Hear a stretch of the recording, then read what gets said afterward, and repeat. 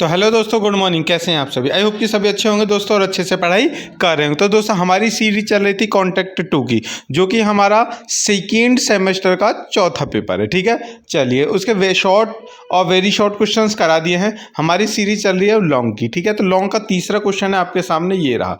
देखिए दोस्तों, तीसरा क्वेश्चन बहुत ही इंपॉर्टेंट है। क्वेश्चन है माल विक्रय संविदा में विवक्षित शर्तें कौन कौन सी हैं? कोई शर्त कब वारंटी बन जाती है? एक्सप्लेन कीजिए, व्याख्या कीजिए। ठीक है, तो माल विक्रय मतलब कि किसी भी माल को बेचने से संबंधित जो भी हमारे कॉन्ट्रैक्ट होता है, संविदा होती है, ठीक है, उसमें कौन कौन सी शर्तें निहित होती हैं वो हमें देखनी है यहाँ पर। ठीक है, चलिए तो स्टार्ट करते हैं क्वेश्चन को। ठीक है दोस्तों, चलिए देखिए, बिक्री अनुबंध मतलब कि माल बेचने का कॉन्ट्रैक्ट और माल के तत्व व माल की बिक्री का अनुबंध एक अनुबंध है जिसके तहत विक्रेता कीमत के खरीदार को माल में संपत्ति स्थानांतरित करने या स्थानांतरित करने के लिए सहमत होता है। इस प्रकार इसमें वास्तविक बिक्री और बेचने का समझौता दोनों शामिल हैं, जिन्हें बाद में अलग अलग किया गया है। कैसे? देखिए, सामान किसे कहते हैं सबसे पहले वो जानते हैं। सामान का अर्थ कार्रवाई योग्य दावों और धन के अलावा हर प्रकार की चल संपत्ति है। मतलब कि कोई भी ऐसी जो कार्रवाई करने वाले जो दावे होते हैं या फिर कोई धन, उसके अलावा जो भी चीज़ है वो सब जो चल संपत्ति हैं, TV, fridge, cooler, washing machine, ठीक है, और बाइक, गाड़ी, कोई भी चीज़ें हैं, ठीक है, वस्तुएं, वो सब किस में आएंगी? सामान में आएंगी। और इसमें स्टॉक और शेयर, बढ़ती हुई फसलें, घास और जमीन से जुड़ी या जमीन का हिस्सा बनने वाली चीज़ें शामिल है। जो बिक्री से मतलब जमीन का हिस्सा बनने वाली चीज़ें मतलब कि जैसे मकान बनाने की ईंट, सीमेंट, रोड़ी, सरिया, ये सारी जो चीज़ें होते हैं वो भी जो बिक्री से पहले या बिक्री के अनुबंध के तहत जमीन के सेवा करने के लिए सहमत हो। ठीक है, मतलब कि कोई जमीन का कोई प्लॉट है या फिर कोई और भी बहुत सारी चीज़ें होती हैं वो सभी। ठीक है, चलिए, एक बिक्री को बेचने के समझौते से अलग होना चाहिए, क्योंकि दो शर्तों के कानूनी निहितार्थ बहुत अलग होते हैं। एक अनुबंध जिसमें माल की संपत्ति को विक्रेता से खरीदार और हस्तांतरित किया जाता है, अनुबंध को बिक्री कहा जाता है। ठीक है, इट मीन्स के जो खरीदने वाला है वो विक्रेता से किसी कुछ चीज को ले लेता है और अपने पक्ष में रख लेता है, उसी को कहेंगे बिक्री। लेकिन जहां माल में संपत्ति का हस्तांतरण भविष्य में या कुछ शर्तों के अधीन होता है, उसके बाद पूरा होने के लिए इसे बेचने का समझौता कहा जाता है। मतलब कि कोई चीज़ है, जैसे कि मैंने तुम्हें आपने रेंट पर मुझसे बाइक ले ली कि भैया 100 रुपये रोज़ के हिसाब से आप रेंट पर, किराए पर मुझे अपनी बाइक दे दीजिए। मैंने तुमसे कहा ठीक है भैया मेरी बाइक ले लीजिए 100 रुपये रेंट के हिसाब से 1 महीने तक। तुम कहते हो फिर 1 महीने बाद तुम कहते हो कि भैया हम इसको बाइक को ख़रीदना चाहते हैं। मैंने कहा ठीक है खरीद लो। तो अब ये तो हो गया अलग बात, लेकिन एक व्यक्ति आया मुझसे कहने लगा भाई मुझे तुम्हारी बाइक खरीदनी है। मैं ले जा भाई बाइक खरीद लियो, ठीक है, 1 लाख रुपए मैं ले लो। तो कहे नहीं यार मुझे कुछ दिन पहले इसको चला करके देखना है कि बाइक सही चलेगी या नहीं।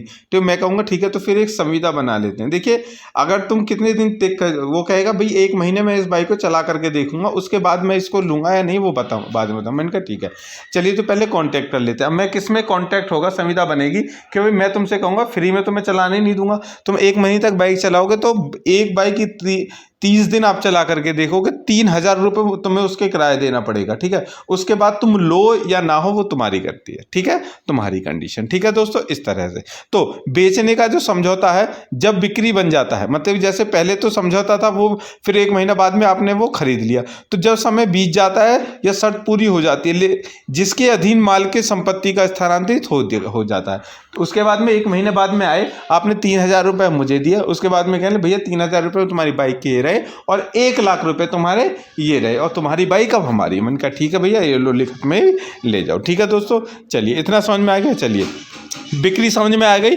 और माल आपको समझ में आ गया। 2 चीज़ें हमने इसमें एक्सप्लेन किया, दोनों चीज़ें समझ में आ गई होगी।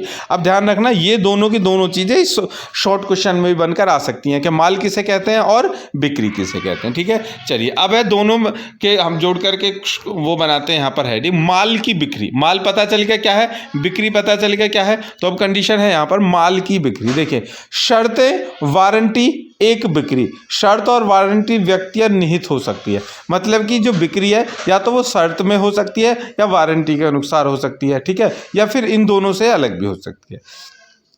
देखिए, एक्सप्रेस शर्त और वारंटी वे हैं। एक्सप्रेस शर्त क्या होती है, ध्यान रखना, एक्सप्रेस शर्त एक्सप्रेस वारंटी क्या होती है, ये क्वेश्चन भी वेरी शॉर्ट में आ सकता है, ठीक है। चलिए, तो एक्सप्रेस शर्तें और वारंटी वे हैं जो अनुबंध में स्पष्ट रूप से प्रदान की गई हैं। निहित शर्तें और वारंटी वे हैं जो कानून या प्रथा द्वारा निहित हैं। ये बिक्री के अनुबंध में प्रबल होंगे जब तक कि पार्टियां इसके विपरीत सहमत न हो। इट मीन्स के दोस्तों, एक हमने कॉन्ट्रैक्ट बनाया, ठीक है, इसमें तमाम चीज़ें हमने लिख दी कि भाई ये उस तारीख में तुम ले लोगे, इस तारीख में ऐसे कर लोगे, वहाँ पर आपको सामान मिल जाएगा, ये हो गया, ठीक है। और जो सामान ले रहे हो उसकी इतने दिन तक 10 महीने तक आप उसकी वारंटी होगी, सारा हो गया।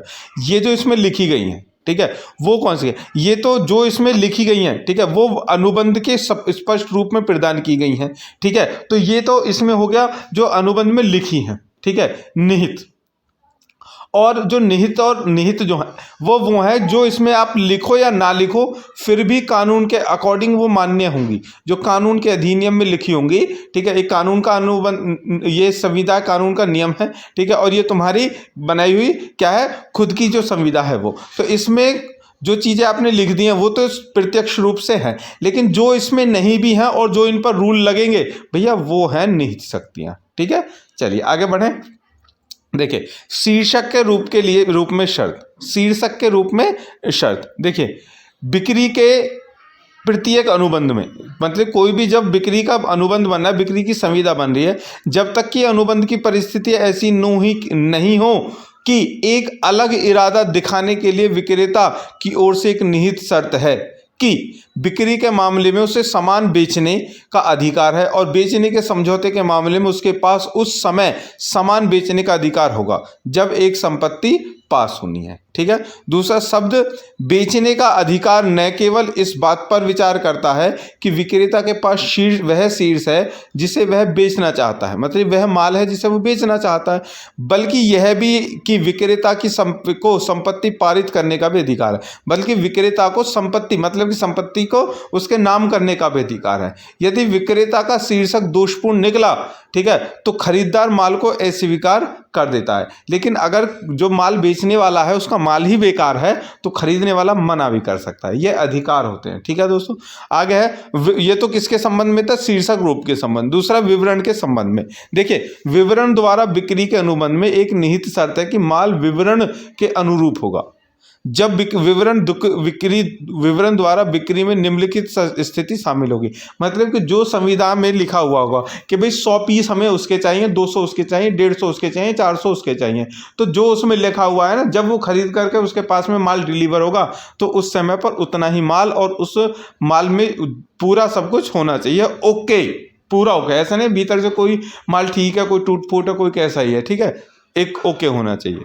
देखिए, जहां खरीदार ने सामान नहीं देखा है और विक्रेता द्वारा दिए गए विवरण के आधार पर उन्हें खरीदता है, उस कंडीशन में होगा। खरीदार अगर देख करके माल लेकर गया, ऐसा होता नहीं है कि कुछ चीज़ें होती हैं ऐसे।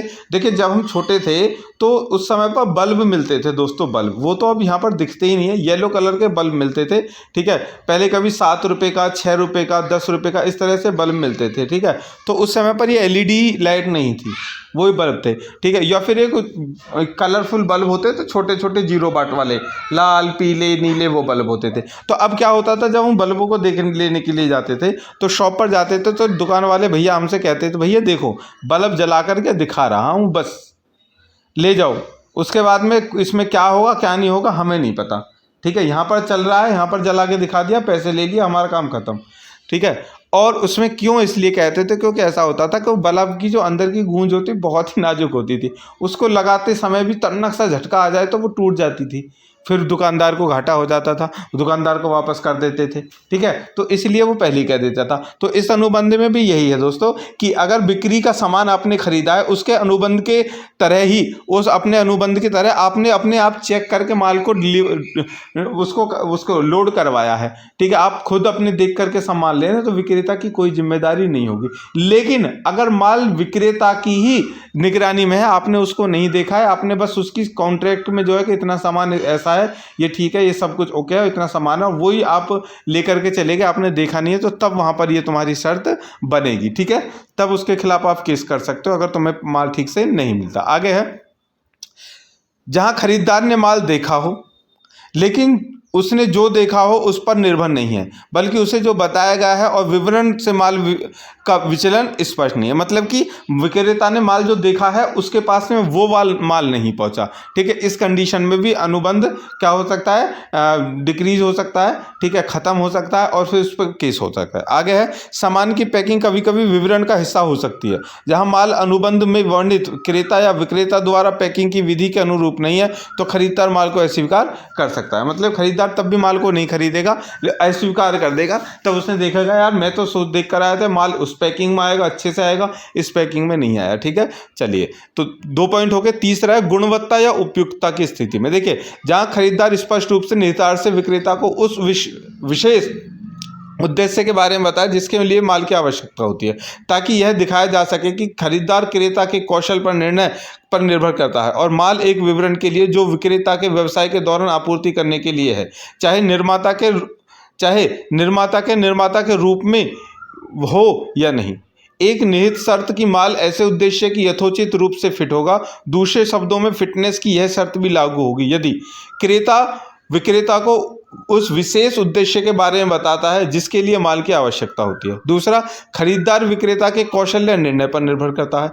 तीसरा, माल एक विवरण है जिसे वह बेचता है तो आमतौर पर व्यवसाय के दौरान आपूर्ति करता है और आपूर्ति की गई वस्तुएं खरीदार के उद्देश्य से यथोचित रूप से उपयुक्त नहीं है।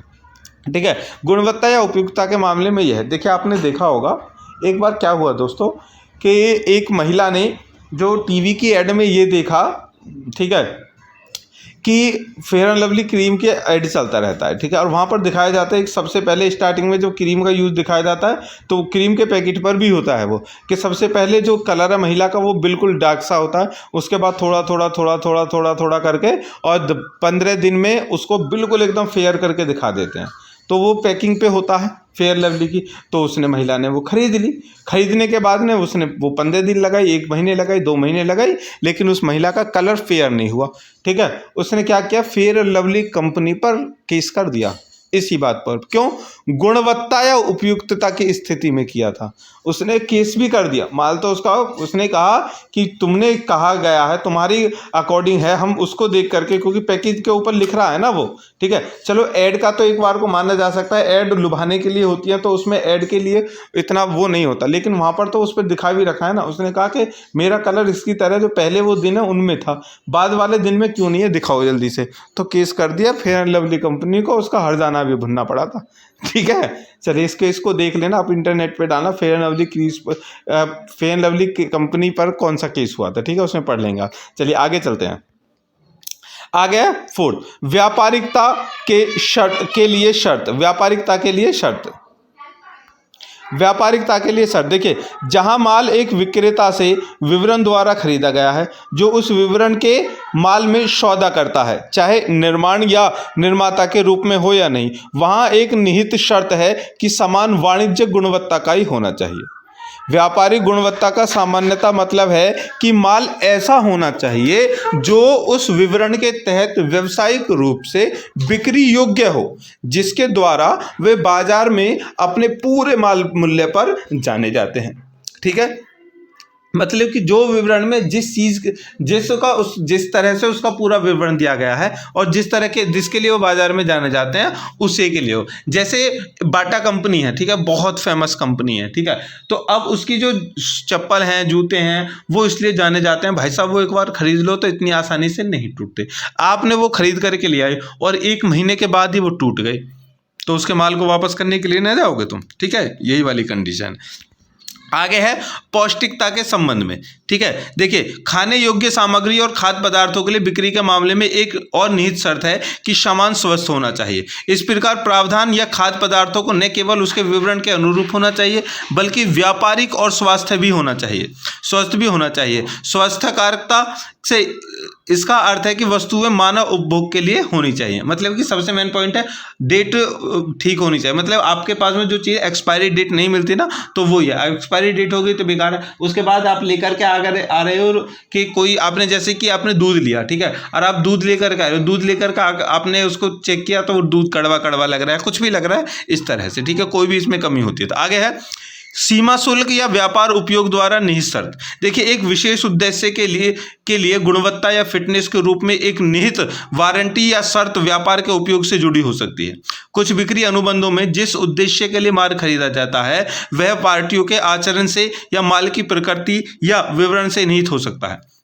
ऐसे मामलों में पार्टियां उन ज्ञात उपयोगों के संदर्भ में अनुबंध में प्रवेश करती हैं। उदाहरण के लिए, यदि कोई व्यक्ति पेराम्बुलेटर या दवा खरीदता है जिस उद्देश्य के लिए उसे वह खरीदा गया था, वह वस्तु से ही निहित है। खरीदार को क्रेता का उद्देश्य खुलासा करने की आवश्यकता नहीं है। जैसे कि मुझे बुखार हुआ, बुखार के लिए डॉक्टर ने एक सिरप लिखा और मैं उस सिरप को लेकर के आता हूँ, ठीक है, डॉक्टर ने लिख करके दिया, मैं माल को वहाँ से सिरप को लेकर आता हूँ। अगर उस सिरप से मुझे फायदा नहीं हुआ तो मैं स्टोर पर उस सामान को वापस नहीं कर सकता, ठीक है, क्योंकि उस उद्देश्य हमारा अपना था कि उसमें क्या है वो हमें पहले पता था, ठीक है। चलिए आगे है 7वां पॉइंट। देखिए, नमूने द्वारा बिक्री में शर्तें। देखिए, बिक्री का अनुबंध नमूने द्वारा बिक्री के लिए एक अनुबंध है जहां अनुबंध में एक शब्द व्यक्त या उस प्रभाव के लिए निहित है। आमतौर पर नमूना द्वारा बिक्री तब निहित होती है जब एक नमूना दिखाया जाता है और पार्टियों का इरादा होता है कि उस सामान को उसी प्रकार और गुणवत्ता का होना चाहिए जैसा कि नमूने में। जैसे आपने देखे है ना दोस्तों कि गाँव में, शहरों में कभी कभी सर्फ बेचने के लिए या फिर कुछ भी कंपनी का सामान बेचने के लिए, ले लीजिए सर्फ हमारा नई ब्रांड का आया, हमारी कंपनी ने इसको बेचा है, आप ले लीजिए, सस्ते में आपको मिल जाएगा, तो आपने उसको खरीद लिया, आपने उसको यूज किया, बहुत अच्छी बात है। उसके बाद में आपने उसके कहते हैं 20 पैकेट और दे दे, ठीक है, ये सही है, यूज करने लायक है, तो वो नमूने बेस हो गया, ठीक है। चलिए आगे है कि नमूने के साथ साथ विवरण द्वारा बिक्री की शर्तें। देखिए, अधिकांश मामले जहां नमूने दिखाए जाते हैं, नमूने के साथ साथ विवरण द्वारा बिक्री होती है। नमूने के साथ साथ विवरण द्वारा बिक्री के अनुबंध में आपूर्ति की गई वस्तुओं और को नमूने के साथ साथ विवरण दोनों के अनुरूप में भी होना चाहिए। मतलब कि नमूने हो और उसके साथ में विवरण भी दिया रखा हो तो उस विवरण के तहत भी उन सभी को होना चाहिए, ठीक है दोस्तों। चलिए अब है निहित शर्तें। एक शर्त कब वारंटी बन जाती है, इंपॉर्टेंट पॉइंट है, ध्यान रखना। एक शर्त कब वारंटी बन जाती है, देखिए जब बन जाती है तब खरीदार शर्तों को छोड़ देता है, शर्त को छोड़ देता है या शर्त के उल्लंघन से वारंटी के उल्लंघन के रूप में मानने का विकल्प चुनता है, या खरीदार माल या उसे हिस्से से स्वीकार करता है, उसके हिस्से से स्वीकार करता है, माल को अस्वीकार करने की स्थिति में वो नहीं होता, ठीक है।